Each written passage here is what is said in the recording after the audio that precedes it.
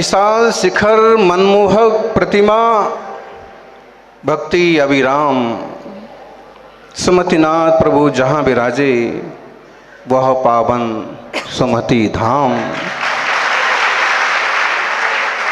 दर्शन से निर्मल हो जाए, दर्शन से निर्मल हो जाए मन का हर आयाम। इंदौर का गौरव है यह दिव्य सुमति धाम।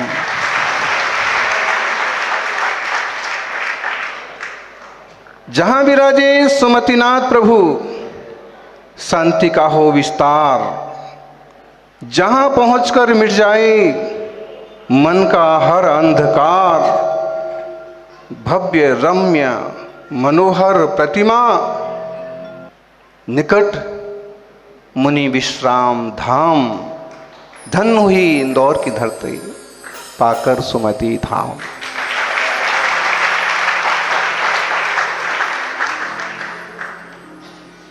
बचपन में ऐसे सपने देखा करते थे, बड़े होंगे तो ऐसा एक बढ़िया एरिया होगा, बीच में बड़ा जिनालय होगा, पास में संत निवास होगा, आसपास श्रावकों के घर होंगे, मुनियों का आगमन होगा और प्रत्येक द्वार पर हे स्वामी नमोस्तु नमोस्तु का आगाज होगा।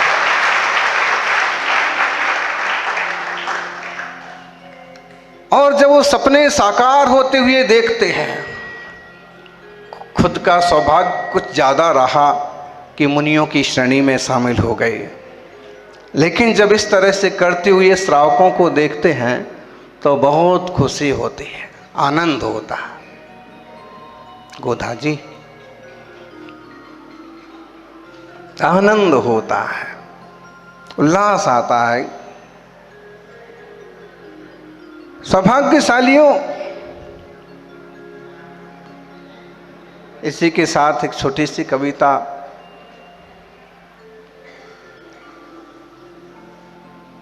मनीष ने सपना देखा, सपने में सपना को देखा। श्रावक है, श्रावक श्राविकाएं यदि घर में दंपति एक दूसरे का सम्मान करते हैं, एक दूसरे की भावना का ध्यान रखते हैं, तो परिवार आनंद से चलते हैं, जिन शासन की प्रभावना होती है।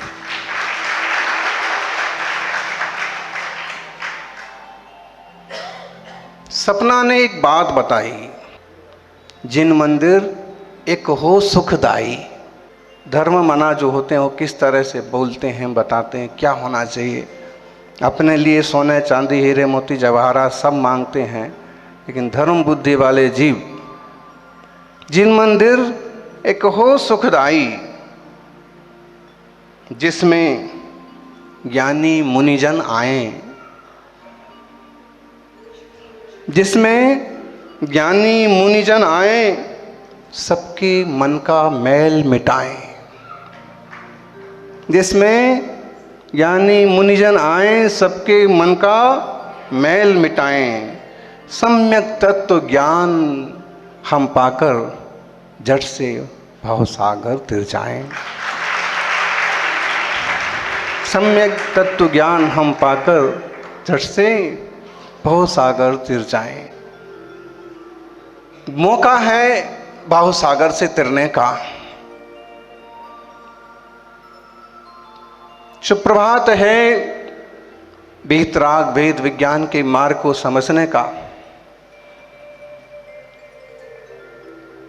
और अहोभाग्य है विशाल मुनिराजों के संघों के इंदौर में आने का।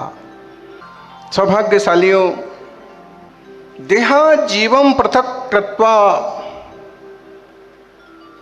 चिंतेत तद्विचक्षणः।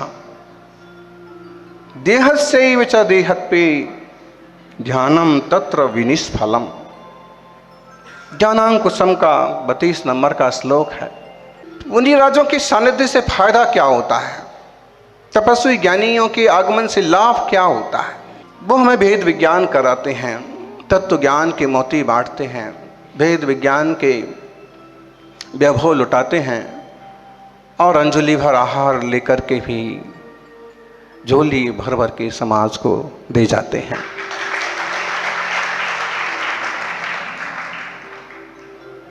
जिस देह और जीव को हम एक मान के बैठे हैं, सबसे पहले इस भ्रांति को तोड़ें। कोई मुनिराज ही होते हैं। शेर की पर्याय में महावीर स्वामी के इस भ्रम को तोड़ने वाले दो चरण रिद्धि मुनिराज ही थे। हे बनराज, होनहार जिनराज, और ये क्या कर रहे हो? शेर तो शेर होता है, और जिसमें वह जंगल में शक्तिशाली था।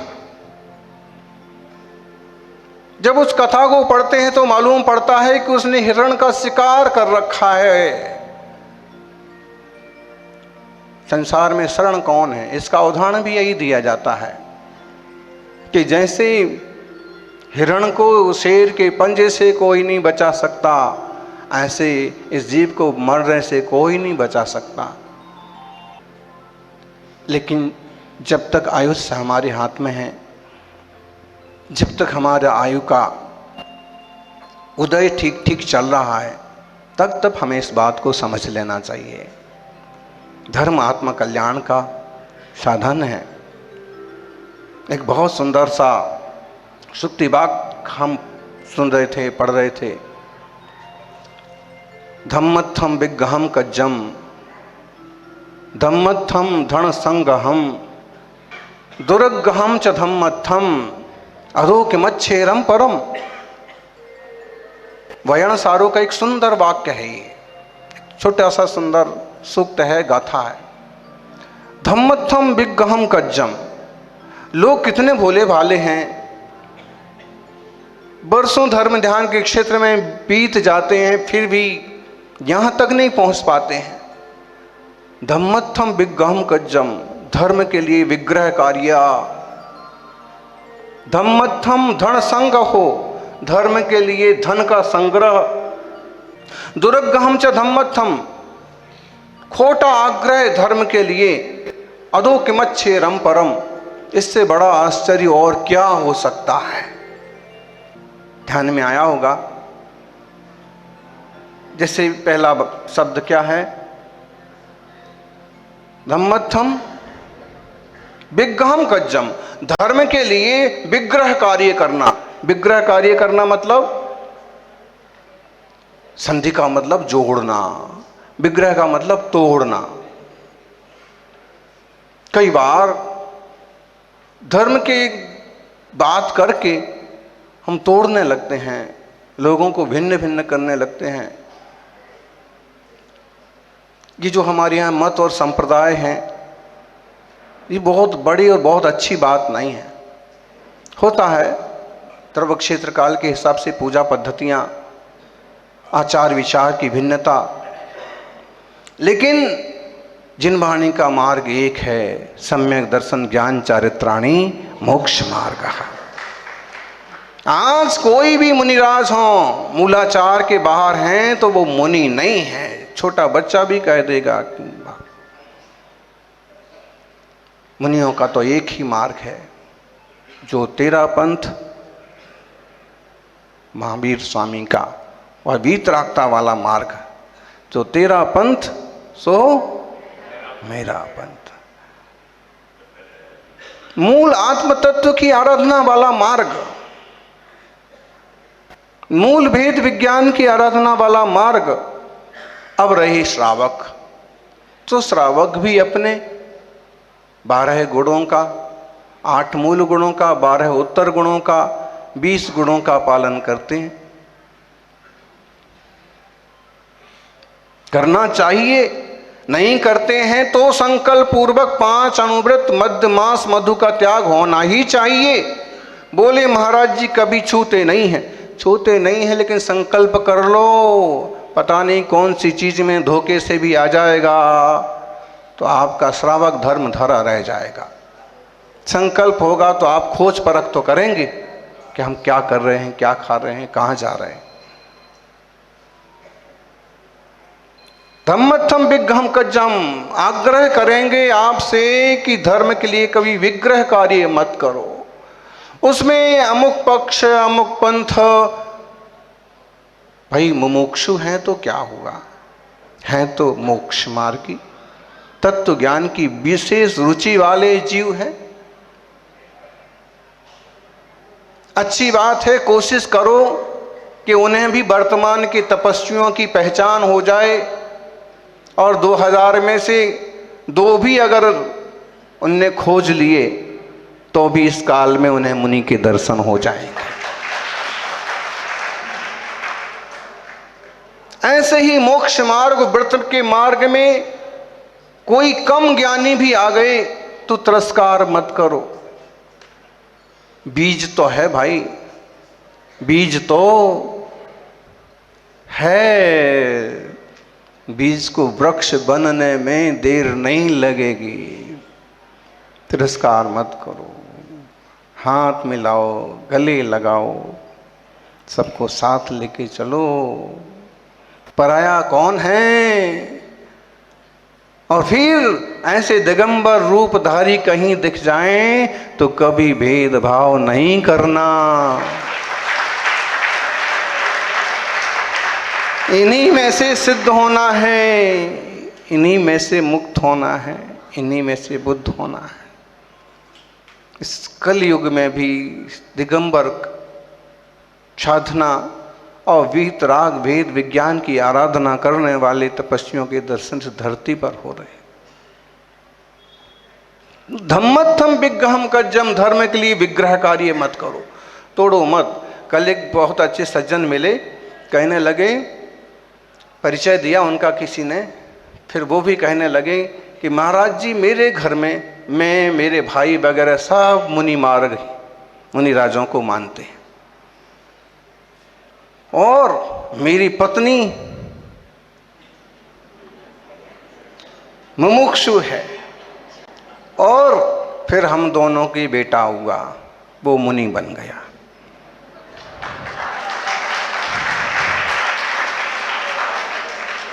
मिक्सअप तो बहुत बढ़िया है, मुनिचर्या भी उसके जीवन में आ गई, माँ की तरफ से अध्यात्म भी उसके जीवन में आ गया, रत्नत्रय की आराधना करेगा और थोड़े भाव में ही भाव से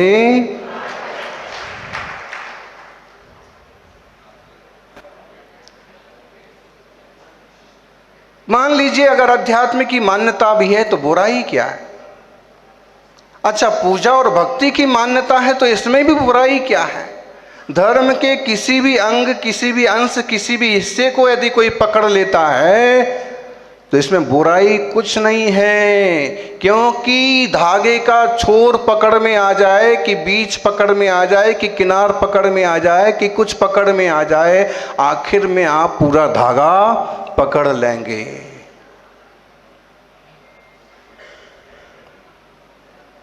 कोई भी मुनिराज पकड़ में आ जाएं, जरूरी नहीं है कि हम ही हो।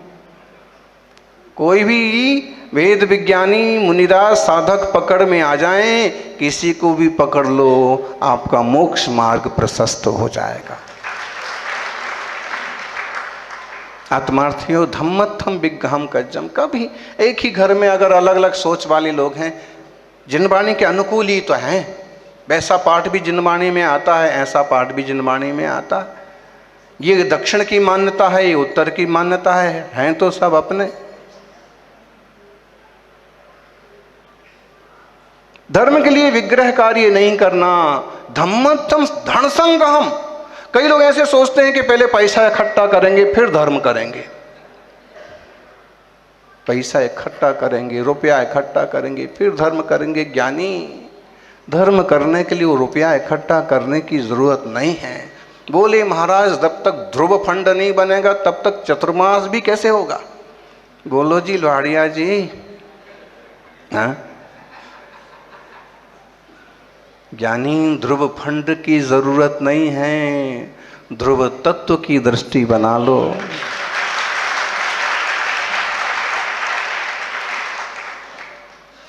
ये कहीं जाने वाला नहीं है, इस पे आंच नहीं आना चाहिए। बॉडी पर ना, इंडोर, इंदौर वालों, इंडोर निहारो।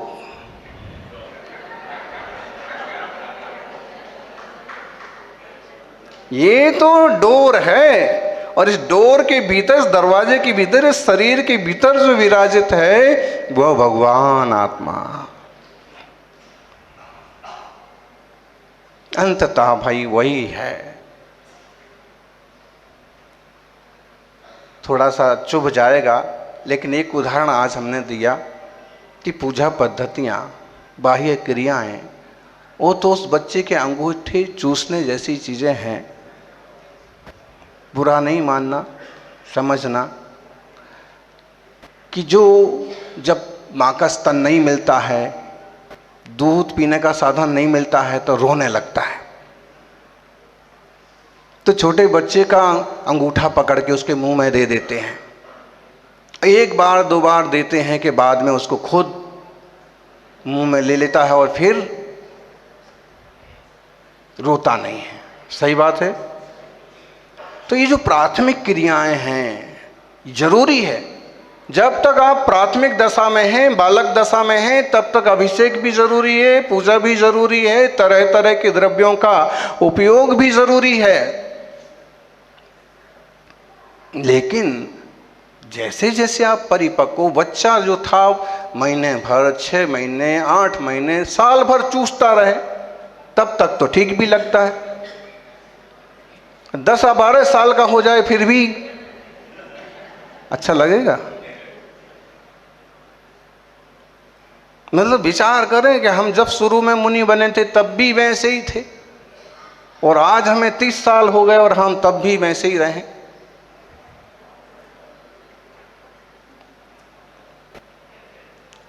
आपको धर्म ध्यान का मार्ग जब से मिला, 50 साल पहले भी वैसे ही थे, और अब भी तक कोई विकास नहीं हुआ। शांति, समता, निर्मलता, वीतरागता, भेद विज्ञान, अभिषेक चूक गए तो फिर क्लेश नहीं करना, पूजा का द्रव्य ऊंचा नीचा हो गया तो हाथापाई पर नहीं उतरना।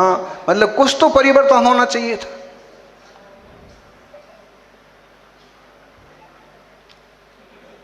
हम लोग किशनगढ़ में थे, एक युवक आया, उसने कहा कि यहाँ 300 लोग उपास कर रहे हैं, 10 उपास, मेरी भी इच्छा है, मुझे भी करना है। एक महाराज जी से जुड़ा था, महाराज ने कहा उसको समस्या क्या है, तुमको करो ना, मुझे तो करना है और मेरी ताकत भी है, मैं कर भी लूँगा, तो करो ना, लेकिन मेरी एक समस्या है। क्या समस्या?